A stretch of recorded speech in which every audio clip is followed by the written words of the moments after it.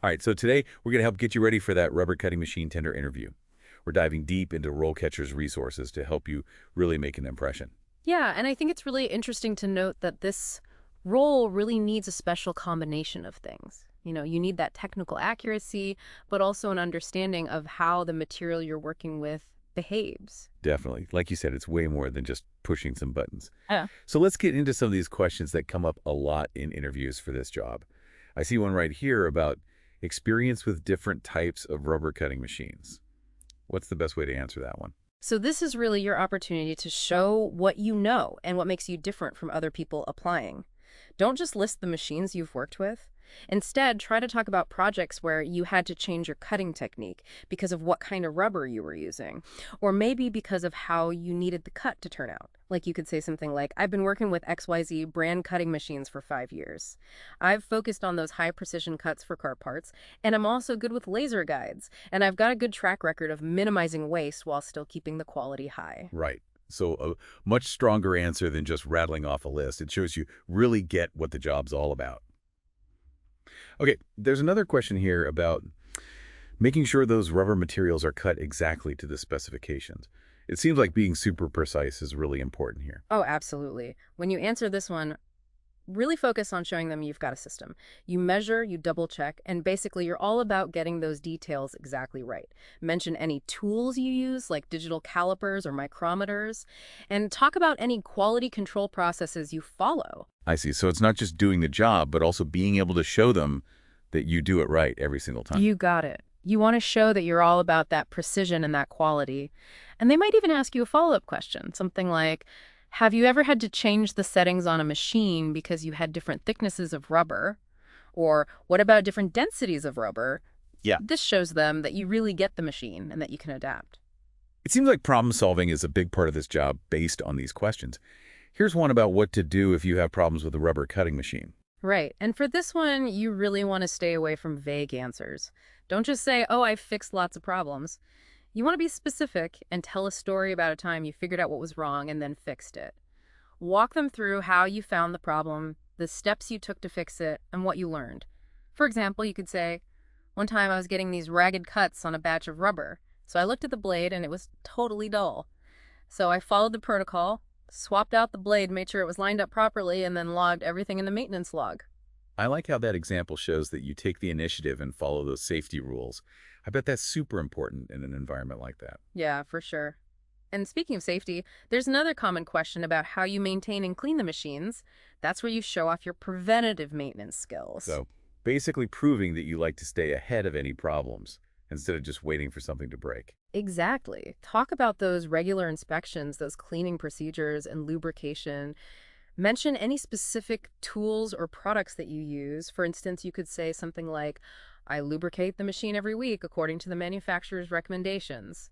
Being specific like that shows you really know your stuff. And they might even ask you, what are some of those signs of wear and tear that you look out for, so that they can see how deeply you understand the machine. It's really interesting how much they can learn about you from just these few questions. It's true, and that's where I think RoleCatcher's AI can really help you out. It can take your answers to these common questions and figure out where you can improve, and then suggest ways to change your answers based on the job you're going for. Wow. So it's kind of like having your own personal interview coach. Yeah, exactly. So for example, if they really highlight safety in the job description, RoleCatcher might tell you to add more details about the safety procedures you follow, or maybe to talk about your experience with preventative maintenance. These little changes can make a big difference. That's super helpful. All right, looking ahead a bit, there's a question about how you would handle multiple cutting orders at the same time. Seems like you need to be pretty organized to do that. Oh, definitely.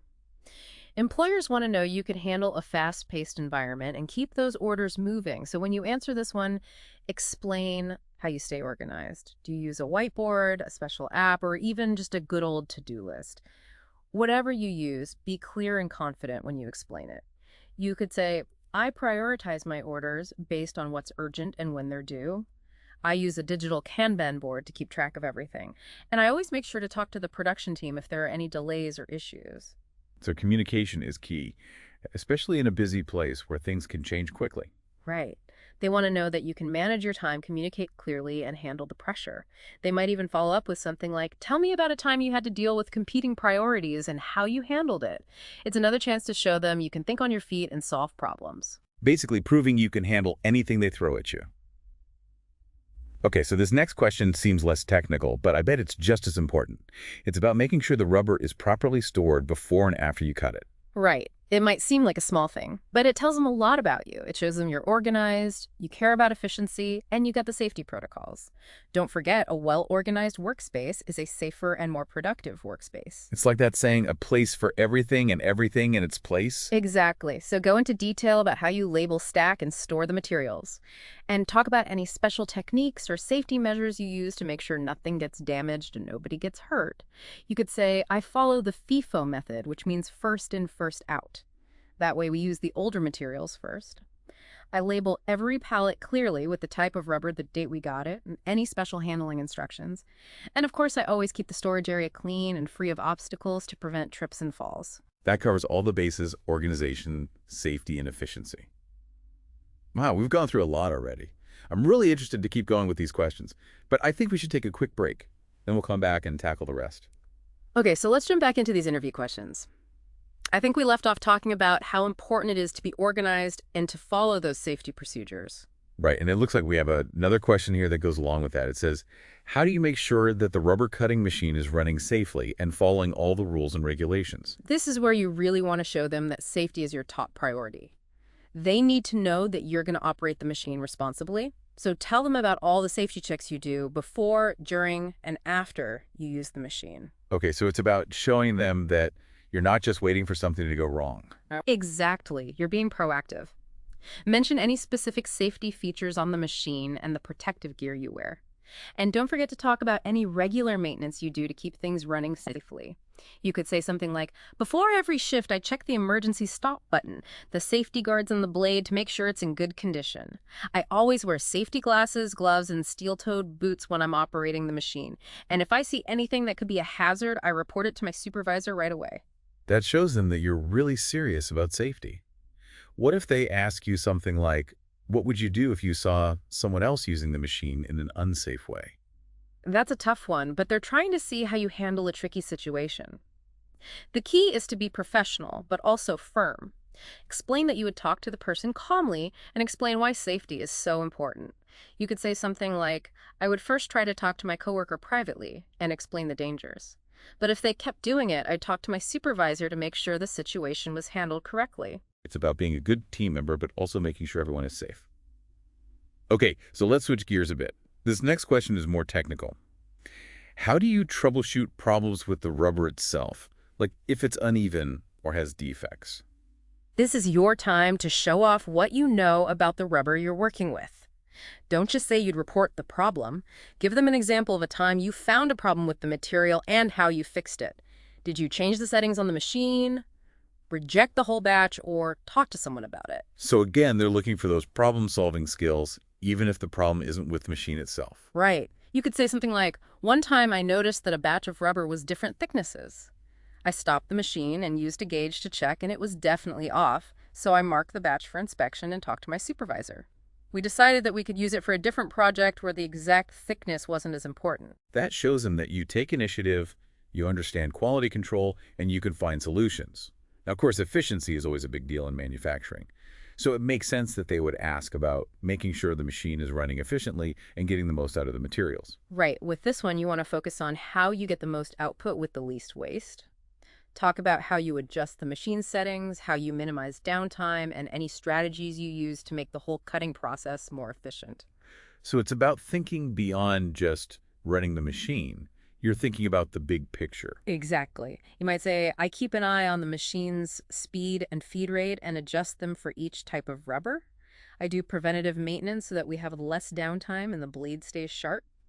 And I always pay attention to how much material we're using so we can cut down on waste.